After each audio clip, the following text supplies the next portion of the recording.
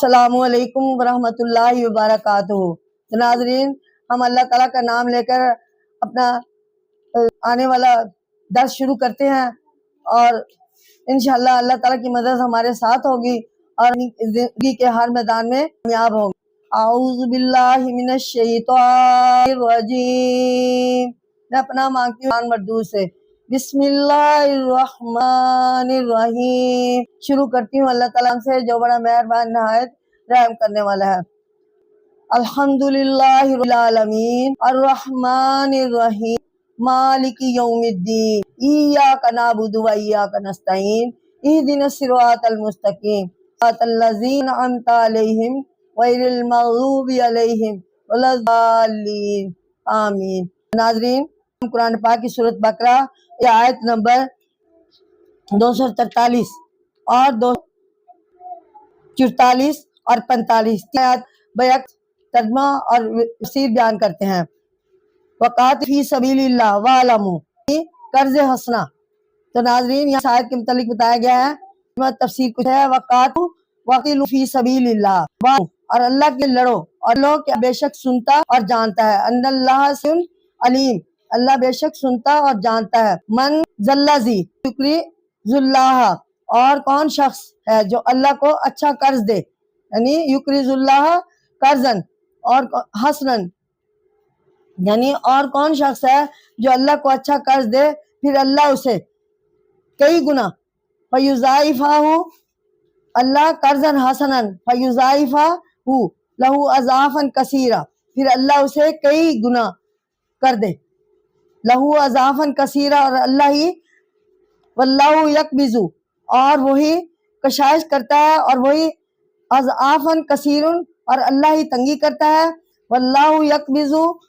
ویبسط، اور وہی کشائش کرتا ہے، اور اسی کی طرف تم وإلیہ ترجعون، اور اسی کی طرف تم لٹائے جاؤ گے۔ تو ناظرین، اس آیت سے ایسے ہے کہ میں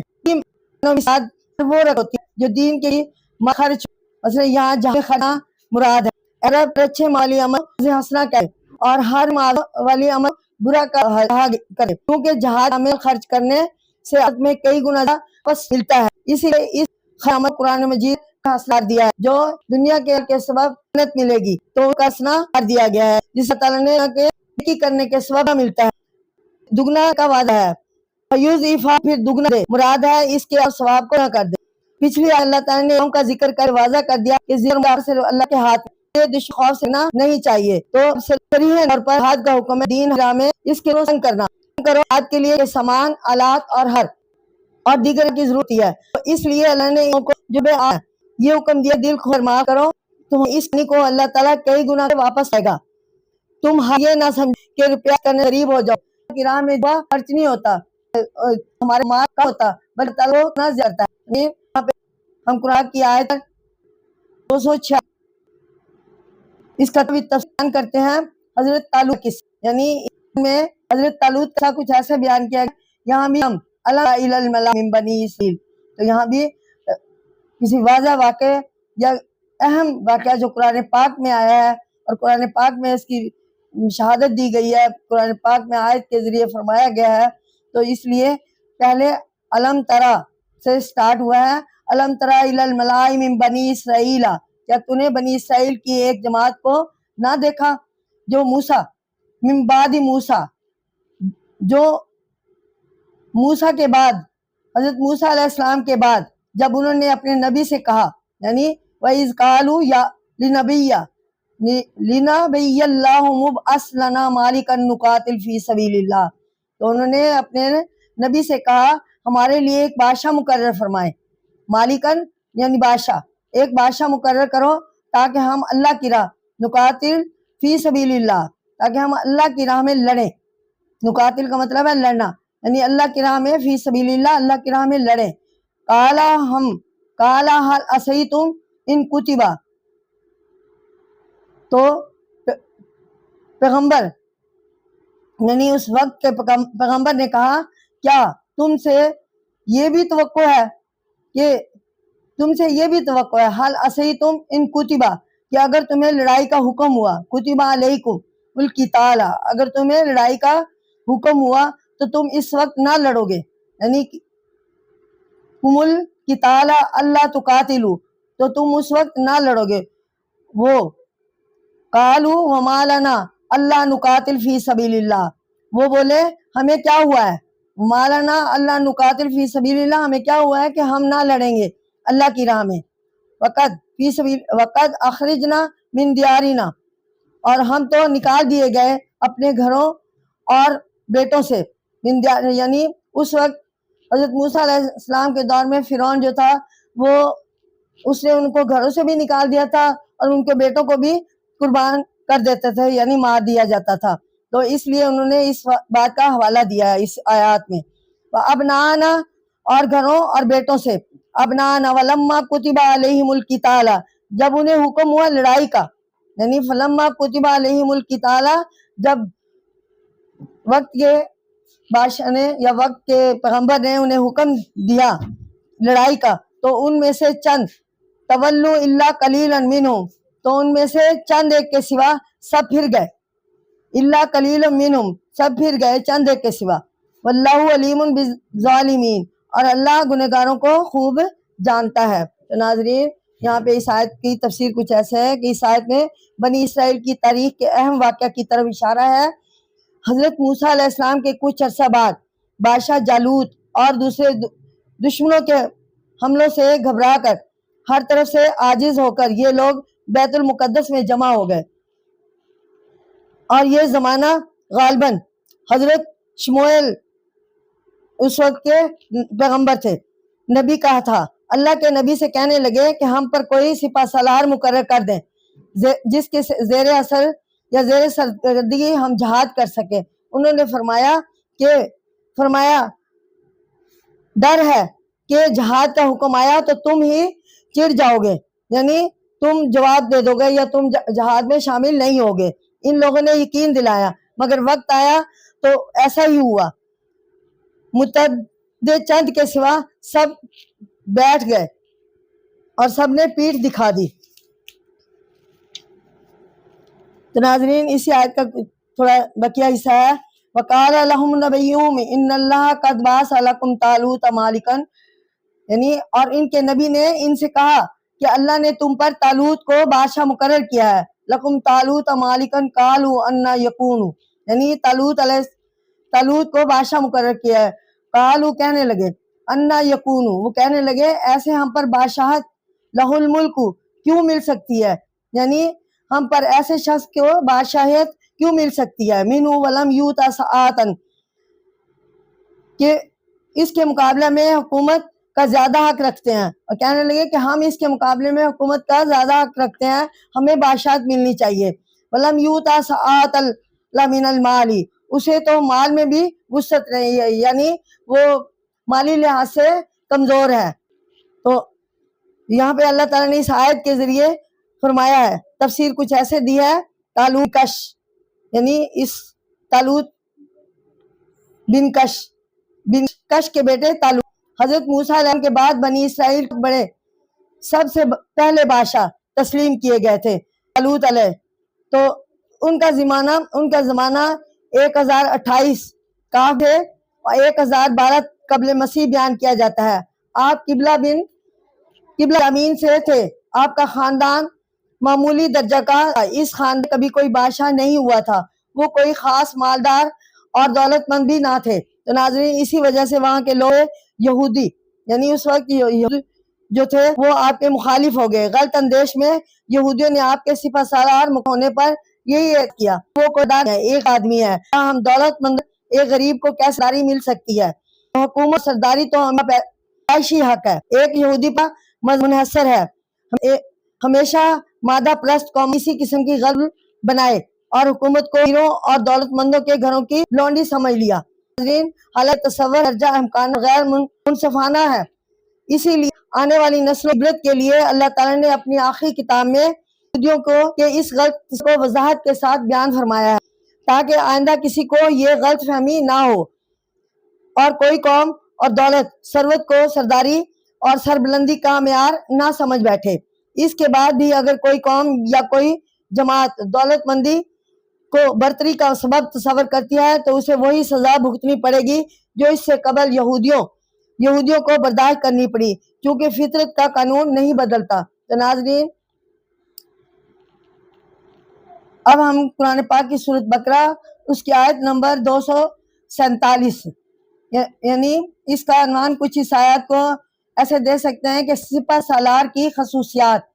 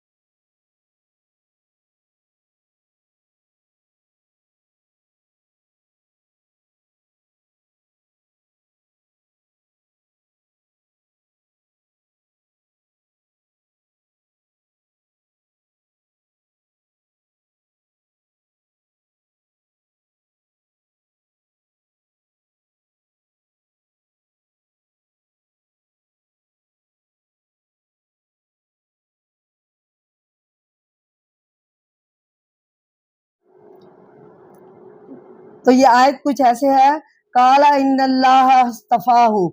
یعنی نبی نے کہا یقیناً اللہ نے اسے تم پر چن لیا ہے، یعنی ان اللہ اصطفاہ علیکم، یعنی نبی نے فرمایا کہ اللہ تعالیٰ نے اسے تم پر چن لیا ہے، وزادہ بسطاطً فی العلم، اور اسے علم اور جسم میں زیادہ فراخی دی ہے۔ یعنی حضرت طالوت علیہ السلام کو، یعنی وہ پیغمبر تو نہ تھے لیکن اللہ تعالیٰ نے اس کے بارے میں فرمایا کہ نبی نے فرمایا کہ اللہ تعالیٰ نے اسے تمہارے لیے چن لیا ہے، اسے علم میں اور جسم میں زیادہ فراخی دی ہے، علمی والجسمی، یعنی علم میں اور جسم میں، واللہ یؤتی ملکہ، اور اللہ جسے چاہتا ہے اپنا ملک دے دیتا ہے، ملکہ من یشاء، اللہ جسے چاہتا ہے ملک کا بادشاہ بنا دیتا ہے یا اسے ملک دے دیتا ہے، واللہ واسع علیم، اور اللہ فضل کرنے والا جاننے والا ہے۔ تو ناظرین اس آیت کی تفسیر کچھ ایسے ہے کہ اللہ کے نبی نے حکومت اور سرداری کے لیے اللہ کریم کے مقرر کردہ خصوصیات بیان فرمائی ہے۔ یعنی اول یہ کہ اللہ نے اسے حکم میں وسعت فرما دی، وسعت اور فروانی بخشی ہے۔ دوسری یہ کہ جسمانی اعتبار سے وہ تمہارے مقابلہ میں زیادہ طاقتور ہے۔ تو بسطاطً فی العلم، اللہ نے اسے علم میں وسعت دی ہے، علم سے مراد حقائق کو جانتا ہے اور اسرار کو پہچانتا ہے، اور اس ایک لفظ میں بے شمار معنی پوشیدہ ہیں اور تمام علوم و فنون میں اس میں شامل ہے، خصوصاً ملک گیری اور ملک رانی کے علوم۔ الجسم، جس مقصد یہ ہے کہ طالوت تمہارے مقابلہ میں قد و قامت کے اعتبار سے اور قوت و طاقت کے لحاظ سے زیادہ اہلیت کے مالک ہے۔ جس شخص پہ علم اور جسم کی دونوں طاقتیں زیادہ ہوں گی وہ دوسروں پر فوقیت اور سرداری کے لائق ہوگا اللہ تعالیٰ کے نزدیک۔ ملکہ، اپنا ملک، مدعا یہ ہے کہ حکمرانی اصل میں اللہ تعالیٰ کی ہے اور یہ حکومت حقیقت میں اس ذات واحد کے لیے سروری زیبا فقط اس ذات پہ ہمتا کو ہے، یعنی اس ذات بے ہمتا کو ہے، حکمراں ہے ایک وہی، باقی بتان آزری۔ تو ناظرین اب یہ اس کا خاص فضل و کرم ہے کہ اپنے بندوں میں وہ سب سے اعلیٰ اور مستحق کو اپنی طرف سے حکومت چلانے کے لیے خدمت سپرد کر دیتا ہے۔ اس آیت میں پہلے اس میں ذکر تھا کہ شموئیل نبی کریم صلی اللہ علیہ وسلم کے طرف سے طالوت کے سپہ سالاری کا اعلان فرمایا۔ یہودیوں نے اپنی عمارت کے ذم میں ان کے اس انتخابات پر اعتراض کیا اور ہم سے زیادہ دولت مند نہیں ہمارے بادشاہ کیسے ہو سکتے ہیں، تو اللہ تعالیٰ نے اس کی تفصیل اس آیت میں تفصیل سے بیان فرما دی ہے۔ تو اسی طرح اب قرآن پاک کی آیت نمبر 248 وقال، جس کا ترجمہ و تفسیر آپ کے سامنے پیش کرتی ہوں۔ وقال لهم نبیہم ان آیات ملکہ، اور ان کے نبی نے بنی اسرائیل سے کہا طالوت کی سلطنت کی یہ نشانی ہے کہ آیاتکم التابوت فیہ سکینۃ، کہ تمہارے پاس ایک صندوق لایا جائے گا جس میں تسلی خاطر ہے، یعنی من ربکم، تمہارے رب کی طرف سے، وبقیات مما تراکا، اور کچھ بچی ہوئی چیزیں ہیں جو چھوڑ گئی آل موسیٰ، اور موسیٰ اور ہارون کی اولاد، وآل ہارون تحملوہ، اور اس صندوق کو فرشتے اٹھا لائے، الملائکۃ، یعنی ہمارے پیغمبر حضرت موسیٰ علیہ السلام اور ان کے بھائی ہارون علیہ السلام اور ان کے آگے اولاد، یعنی ان کے اولاد کے کچھ نشانات، کچھ چیزیں چھوڑی ہوئی تھی جنہیں آل ہارون تحملوہ ملائکۃ، جنہیں ہارون علیہ السلام کے دور میں اس صندوق کو فرشتے اٹھا لائے، بے شک ان کے بعد ان فی ذالک لآیات لکم، بے شک اسی میں تمہارے لیے پوری نشانی ہے، لآیات لکم ان کنتم مؤمنین، اگر تم یقین رکھتے ہو۔ تو ناظرین، یہ جو ہے تابوت سکینہ، یہ اس وقت ایک صندوق تھا جس میں کچھ احکامات اور توریت کے اصل احکامات اور کچھ حضرت موسیٰ علیہ السلام اور ان کی اولاد کے بقیہ جات یا کچھ نشانیاں اس صندوق میں محفوظ تھی، جنہیں ان کے بعد فرشتہ جو تھا وہ اٹھا کے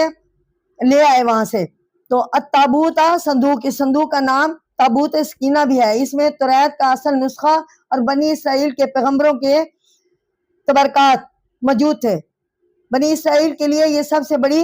قومی ورثہ تھا، وہ اسے ہر وقت حتیٰ کہ سفر اور جنگ میں بھی اپنے ساتھ رکھتے تھے اور اسے بڑا بابرکت سمجھتے تھے۔ کچھ کا خیال ہے کہ حضرت نوح علیہ السلام کے وقت کے اور حضرت آدم علیہ السلام کے وقت کے احکامات خدائی الہی وہ بھی اس میں محفوظ تھے، اسے بڑا بابرکت سمجھتے تھے اور خاص طور پر لڑائی کے وقت اس کو آگے آگے رکھتے تھے تاکہ اللہ تعالیٰ اس کی برکت سے انہیں فتح عطا فرمائے۔ حضرت شموئیل علیہ السلام یعنی شمویل علیہ السلام نے حضرت طالوت کو بنی اسرائیل پر بادشاہ مقرر کر دیا، تو ان کے اطمینان کے لیے یہ بھی بتایا گیا کہ ان کے بادشاہت کے ظاہر یہ ہوگی کہ تمہارا وارث صندوق جس طالوت تم سے کر لیا، طالوت عہد حکومت میں تمہیں واپس آئے گا۔ ناظرین، تاریخ سے پتہ چلتا ہے کہ فلسطینی بنی اسرائیل چھین گئے، ایک نہ جس جگہ وہ جس بستی میں اسے رکھی کوئی نہ وبا پڑتی تو یا کوئی مصیبت آئی، آج اگر انہوں نے یہ فیصلہ کہ یہ صندوق سے چھٹکارا حاصل کیا جائے اور انہیں درائے فرار ڈال نہ کوئی، یہ تابو نے ایک گاڑی میں لادا اور کسی گاڑیوں کے گاڑی باندھ کے اس کو یوں ہی ہانک دیا۔ اللہ تعالیٰ کے اس فرشتے اسے طالوت کے دروازے پر لے گئے اور بنی اسرائیل اس نشانی کو دیکھ کر طالوت کو بادشاہت پر یقین لے آئے، طالوت کی بادشاہیت پر یقین لے آئے۔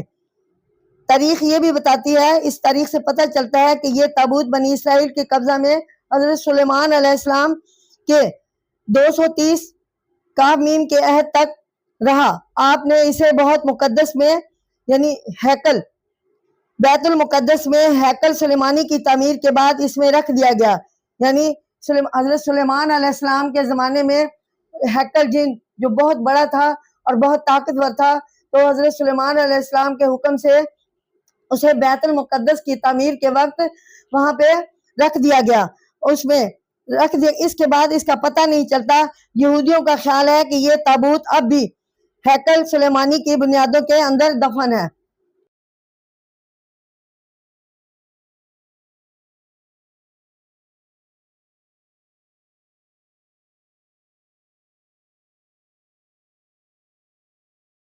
اب میں قرآن پاک کی آیت کا اس کا تھوڑا سا بقیہ حصہ بیان فرما رہی ہوں کہ فلما فصل طالوت بالجنود قال ان اللہ مبتلیکم بنہر، پھر جب طالوت فوجیں لے کر باہر نکلے کہا بے شک ان اللہ مبتلیکم، اللہ ایک نہر سے تمہاری آزمائش کرتا ہے، بنہر فمن شرب منہ، تو جے اس نے پانی پیا تو وہ میرا نہیں، منہ فلیس منی، تو وہ میرے احکام کا پیرو نہیں ہے، ولم یطعمہ، اور جس نے اسے نہ چکھا تو وہ فإنہ منی، بے شک وہ میرا ہے، یعنی جس نے زیادہ پی لیا وہ میرا نہیں، یہ اللہ تعالیٰ نے نہر سے لوگوں کو آزمایا، اور جس نے تھوڑا سا ٹیسٹ کیا وہ میرا ہے، یعنی وہ میرا مومن بندہ ہے۔ وَمَن لَّمْ يَطْعَمْهُ، اور جس نے اسے نہ چکھا تو وہ بے شک میرا ہے۔ فَإِنَّهُ مِنِّي إِلَّا مَنِ اغْتَرَفَ غُرْفَةً، بے شک میرا ہے مگر جو کوئی اپنے ہاتھ سے ایک چلو بھر لے لے، یہ اللہ تعالیٰ کی طرف سے کنسیشن تھی۔ بیادی فشربوا منہ، پھر سب نے پی لیا مگر ان میں سے تھوڑوں نے، الا قلیل منکم، مگر ان میں سے تھوڑوں نے۔ تو اللہ تعالیٰ نے آزمائش کے وقت انہیں ایک جنگ کے وقت نہر سے آزمایا گیا، یعنی ایک نہر دریا جس سے یہ نہر ایک دریا جس سے اس لشکر کو گزرنا تھا، اس کا نام دریائے اردن بیان کیا جاتا ہے۔ شرک اور اردن کے ہاشمی حکومت کا نام بھی اس دریا کی نسبت سے ہے۔ یہ دریا شمال سے جنوب کو بہتا ہے اور بحیرہ مردار میں جا گرتا ہے۔ تو ناظرین، یہاں اس آیت سے اللہ تعالیٰ نے فرمایا کہ جس نے اس سے پی لیا، مراد یہ ہے کہ جس نے اسے دریا کا پانی جی بھر کر پیا اور سیر ہو کر نوش کیا، وہ میرا نافرمان شمار ہوگا اور میری جماعت سے خارج ہو جائے گا۔ اپنے ہاتھ سے ایک چلو یعنی پیاس بجھانے اور ہونٹوں کو کی خشکی دور کرنے کے لیے تھوڑا سا صرف چلو بھر پانی پی لینے کی اجازت ہوگی۔ طالوت یہود کے لشکر کو جالوت کے مقابلہ کے لیے لے کر چلے تو اللہ تعالیٰ نے ان لوگوں کے لیے ایک آزمائش مقرر کی، اور یہ تھی کہ راستہ میں دریائے اردن کا پانی سیر ہو کر نہیں پینا۔ اللہ تعالیٰ کا کوئی حکمت اور مسئلے سے خالی نہیں ہوتا۔ ہر حکم اور ہر پابندی میں انسان کے لیے کوئی نہ کوئی فائدہ ضرور پوشیدہ ہے۔ چنانچہ یہ محض ایک امتحان نہ تھا، بلکہ اس پابندی میں صحت و کردار کے اعتبار سے ان کا فائدہ تھا، جو اس وقت تو ان کی سمجھ میں نہ آیا لیکن بہت جلد انہیں معلوم ہو گیا تھا۔ تو ناظرین، اب میں آپ کے سامنے ہار اور جیت، یعنی اس لشکر کی ہار اور جیت کے بارے میں اللہ تعالیٰ نے قرآن پاک کی سورۃ بقرہ میں یہ آیت نازل فرمائی ہے، جس کے حوالے سے میں آپ کے سامنے بیان کر رہی ہوں، ترجمہ بالتفسیر۔ فلما جاوزہ ہوا والذین آمنوا، پھر جب طالوت اور اس کے ایماندار ساتھی پار ہوئے تو وہ آمنوا کہنے لگے، قالوا لا طاقت لنا اليوم، آج ہمیں جالوت اور اس کے لشکر سے مقابلہ کی طاقت نہیں، بجالوت و جنودہ، جنہیں خیال تھا، قال الذین یظنون، اور جنہیں قال الذین فرمایا کہ ان کو اللہ سے ملنا، قال الذین یظنون انہم، اور کہنے لگے بارہا تھوڑی جماعت اللہ کے حکم سے بڑی، انہم ملاق اللہ کم من فیات قلیل اللہ، اور کہنے لگے بارہا تھوڑی جماعت اللہ کے حکم سے بڑی جماعت پر غالب ہوتی ہے، فیات قلیل اللہ غلبت فیات کثیرن، بڑی جماعت پر غالب ہو جاتی ہے، باذن اللہ کثیرن باذن اللہ واللہ مع الصابرین، اور اللہ صبر کرنے والوں کے ساتھ ہے۔ تو ناظرین، اس آیت کی تشریح کچھ ایسے ہے، جب حضرت طالوت اپنے مومن ساتھیوں کو لے کر چلے تو پہلے انہیں خبردار کر دیا کہ راستہ کی نہر سے چلو بھر سے زیادہ پانی نہ پیے ورنہ ساتھ چھوٹ جائے گا۔ یہی ہوا، چند ایک کے سوا سب نے جی بھر کر پانی پی لیا اور چلنے کے قابل ہی نہ رہے۔ یہ قلیل جماعت دشمن کے مقابلہ پر پہنچی تو اپنی قلت اور تعداد کو دیکھتے ہوئے اللہ کے یہ بندے کہنے لگے، آج اتنے بھاری لشکر سے ہم کیسے مقابلہ کریں گے؟ مگر کامل یقین اور پختہ ایمان ساتھی پکار اٹھے، نہیں، فتح ہماری ہوگی۔ تاریخ میں اکثر ایسا ہوا ہے کہ قلیل جماعتیں بھاری لشکروں پر اللہ کے حکم سے کامیاب ہو گئی۔ ہار جیت کا فیصلہ لشکروں کی تعداد سے نہیں بلکہ اللہ کی مدد اور دلوں کی طاقت سے ہوتا ہے۔ ہم جو صبر و ثابت کا دامن نہ چھوڑے، اللہ تعالیٰ ان کا ساتھ دیا کرتا ہے۔ ثابت قدمی بہت بڑی طاقت ہے۔ میدان عمل میں ڈٹ جانے والوں کی مدد کے ساتھ اللہ تعالیٰ غیب سے امداد فرماتا ہے اور انہیں کامیابی سے ہمکنار کرتا ہے۔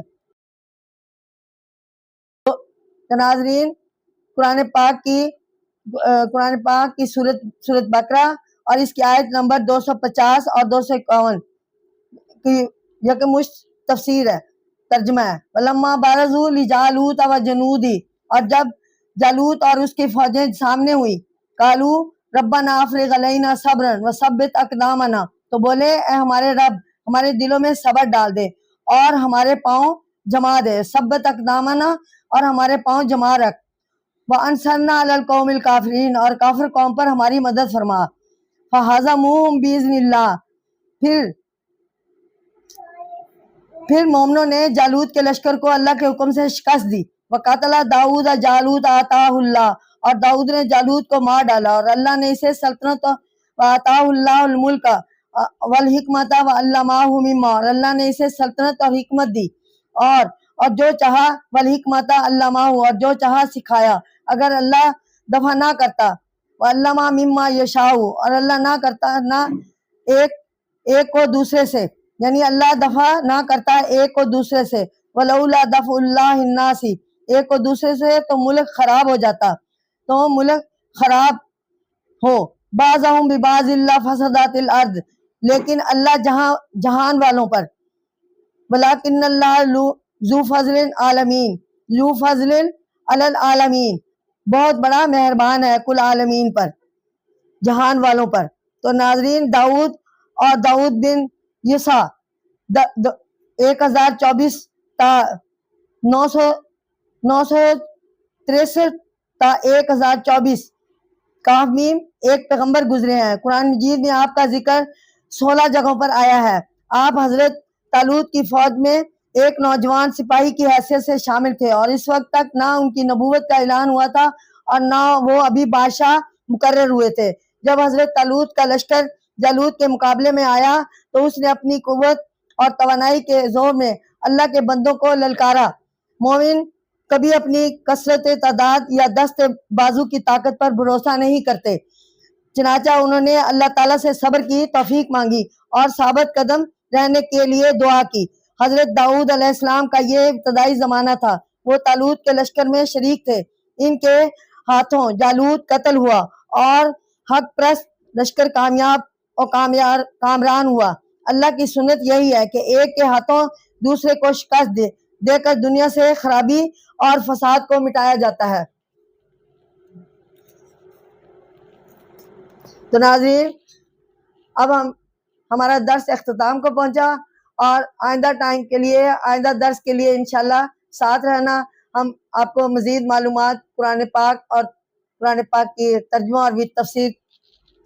کے حوالے سے آپ کے سامنے روشنی پیش کریں گے، انشاءاللہ۔ دعاؤں میں ساتھ رکھیں۔